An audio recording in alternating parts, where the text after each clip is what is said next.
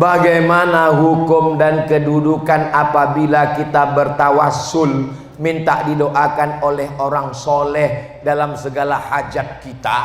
Nanti kalau dia datang ke sini, minta doa sama dia supaya dosa kamu diampunkan. Kata sahabat, kami kan sahabat Nabi, tidur dengan Nabi, sholat dengan Nabi, berteman dengan Nabi, perang dengan Nabi. Betul kamu sahabatku, tapi orang ini hebat. Nanti kalau aku mati dia datang ke sini, minta doa sama dia, doanya makbul. Siapa itu? Dia adalah Uwais Al-Qarni, tinggalnya di Yaman. Dia tidak datang ke Makkah Madinah karena dia menjaga ibunya. Setelah Nabi meninggal, baru dia datang. Ternyata doanya lebih makbul daripada sahabat Nabi. Mana dalilnya? Nabi meminta supaya kalau dia datang minta doa sama dia. Itulah dalil minta doa orang soleh. Tapi orang solehnya kan udah ninggal Pak Ustadz.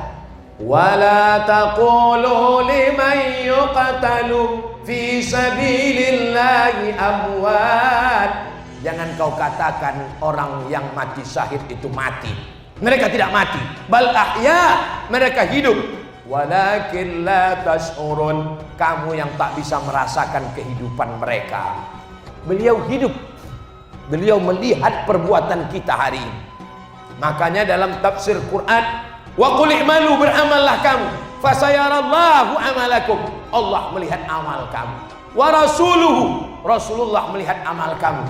Wal mu'minun, orang beriman melihat amal kamu. Apa kata Imam Abul Fida Ismail Ibnu Katsir? Orang beriman melihat amal kamu maksudnya adalah bapak saya, ibu saya melihat amal saya di alam barzah. Mereka bangga punya anak yang bisa berada di orang-orang soleh. Termasuk Imam Lapeo melihat amal kita hari ini dari alam barzah. Maka tadi saya berdoa, Allahumma inni atawassalu ilaika, aku memohon kepadamu ya Allah, aku bertawassul dengan walimu yang soleh supaya mudahkan urusanku, urusan dakwahku, urusan keluargaku, urusan pesantrenku. Jadikan anakku anak-anak yang soleh. Berdoa kepada Allah dengan menyebut nama hamba Allah yang soleh. Soleh bukan soman. Mana dalilnya? Mana kitabnya? Seorang ulama ahli hadis dari Maroko, namanya Syekh Abdullah bin Siddiq Al-Ghumari, menulis satu kitab, judulnya Ittihaful Azkiya Bijawazit Tawassul Bil Anbiya Wal Awliya.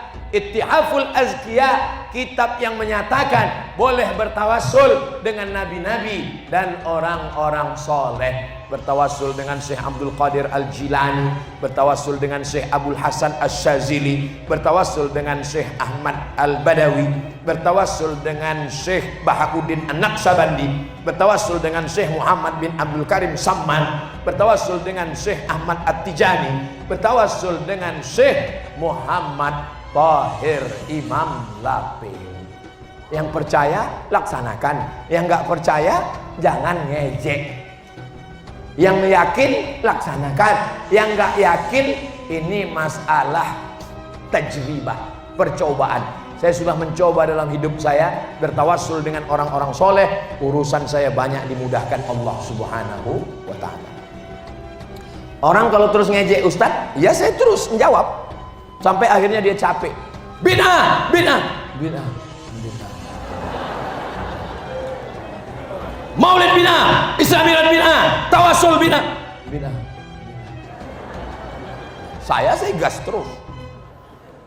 Assalamualaikum Ustaz, apakah ada doanya agar anak keturunan kita menjadi anak yang soleh dan solihah, istiqomah dalam kebaikan, agar bisa menjadi ulama seperti ulama Maha Guru Imam Lapeo? Terima kasih, wassalam Pak Ustaz. Saya kalau ketemu orang-orang hebat itu, saya tanya. Waktu ketemu dengan Bismillahirrahmanirrahim, Kiai Haji Muammar Z.A. Agak mirip-mirip dikit kan? Di antara qori-qori internasional yang eksis dari zaman saya kecil sampai sekarang, banyak qori hilang. Tapi beliau ini termasuk eksis. Jadi saya tanya, apa amalannya Kiai? Jadi kalau ketemu ulama tuh saya bisik, apa amalannya Kiai? Banyak juga orang sekarang bisik ke saya, udah ngopi belum? Apa amalannya Kiai? Kata Kiai Muammar, ibu saya kalau habis sholat maghrib ke isya membacakan Al-Fatihah dan Yasin untuk anak-anaknya.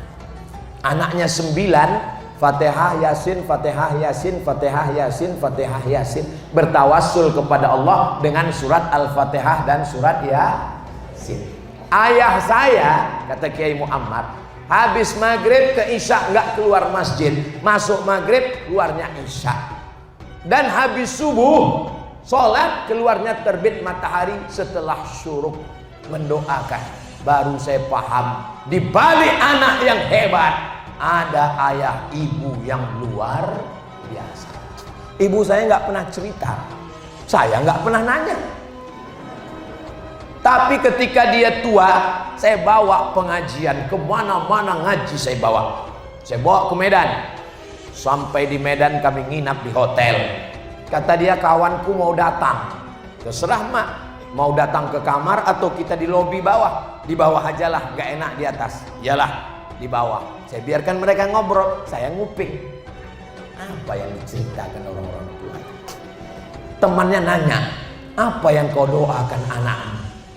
Kata mak saya menjawab, setiap malam ku bacakan anakku Al-Fatihah 100 kali. Saya dengar, terkejut saya, dia nggak pernah cerita. Dia nggak pernah bilang, kau ku bacakan 100 kali, nggak pernah. Setelah dia meninggal, datang jamaah. Ustadz, tadi saya lewat di depan rumah almarhumah emak Ustadz. Loh, ibu tahu rumah emak saya? Oh, saya selalu datang ke sana. Kenapa nggak pernah ketemu pas Ustadz nggak ada? Karena saya nggak mau ngobrol sama Ustadz, saya ngobrolnya sama emak Ustadz.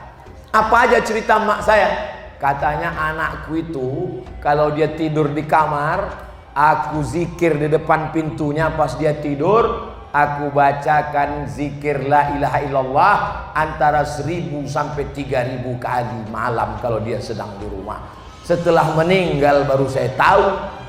Saya ceritakan ini ke ibu-ibu supaya kalau sedang mengandung anak banyak baca la ilaha illallah, surat Yasin, Al-Fatihah dan sholawat. Jangan pas ngandung anak kayak racun, kucing garong, cinta satu malam, selimut tetangga, pulang-pulang berbadan 2. Bapaknya juga begitu, bapaknya juga berzikir. Jangan bapaknya sibuk dengan maksiat. Maka kalau ini dilaksanakan, bacakan doa Nabi Ibrahim, Rabbi habli minas sholihin. Bacakan doa Nabi Zakaria, Rabbi habli min ladunka dzurriatan thayyibah. Saya nggak bisa bahasa Arab, nggak hafal doanya, pakai bahasa Indonesia. Ya Allah, jadikan anakku ini soleh, jangan seperti aku. Saya tidak soleh Pak Ustaz, tidak merasa soleh, tapi insya Allah kita soleh di hadapan Allah, insya Allah. Amin. Nah, inilah yang dapat kita lakukan supaya diselamatkan Allah kita dunia akhirat dan anak-anak kita menjadi generasi yang baik dan negeri kampung halaman kita baldatun thayyibatun wa rabbun ghafur. Di akhir majelis, sebelum berdoa, kita bertawassul kepada Nabi Muhammad, kepada sahabat, kepada wali-wali Allah, kepada imam-imam mazhab, bil khusus kepada Imam Lapeu Syekh Muhammad Tahir ala hadhihi niyah. Al-Fatihah. A'udzu billahi minasy syaithanir rajim. Bismillahirrahmanirrahim. Alhamdulillahi rabbil alamin. Arrahmanir rahim maliki yaumiddin. Iyyaka na'budu wa iyyaka nasta'in. Ihdinas siratal mustaqim. Siratal ladzina an'amta 'alaihim ghairil maghdubi 'alaihim waladdallin. Amin.